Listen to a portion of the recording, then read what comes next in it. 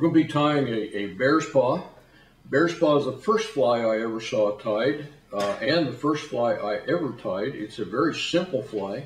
It's kind of a takeoff, or it could be the forerunner to a renegade. It's a little bit more of a somber pattern. I have pinched the barb.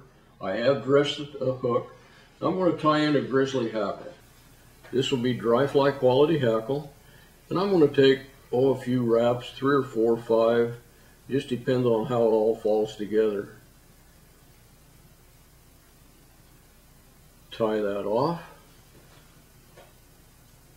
And I'll get rid of that excess material. Save that for the next fly. Now I'm going to come about to the center of the hook, and I'm going to take 3 or 4 strands of peacock curl.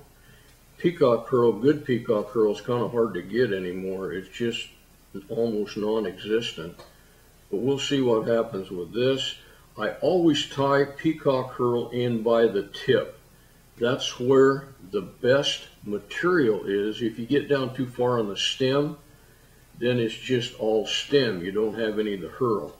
I'm going to wrap this around the tying thread, making a little peacock rope, if you will. And now I'm starting wrapping right in the middle, but I'm going to the rear. What that does, it gives me a bit of a tapered body. It's going to be a little bit larger in the center and then taper down on each end. We'll go ahead and tie this peacock off.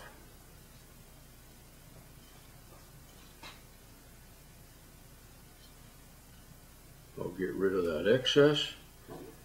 And then it has a grizzly hackle also in the front.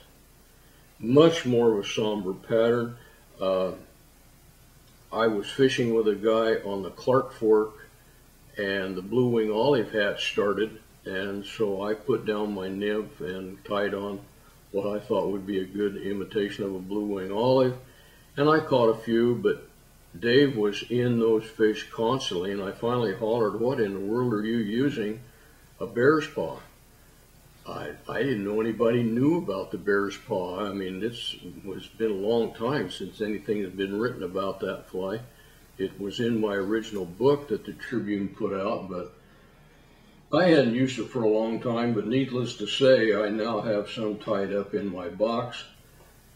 I'll put a small whip finish on it, get rid of that tying thread, and there's a bear's paw.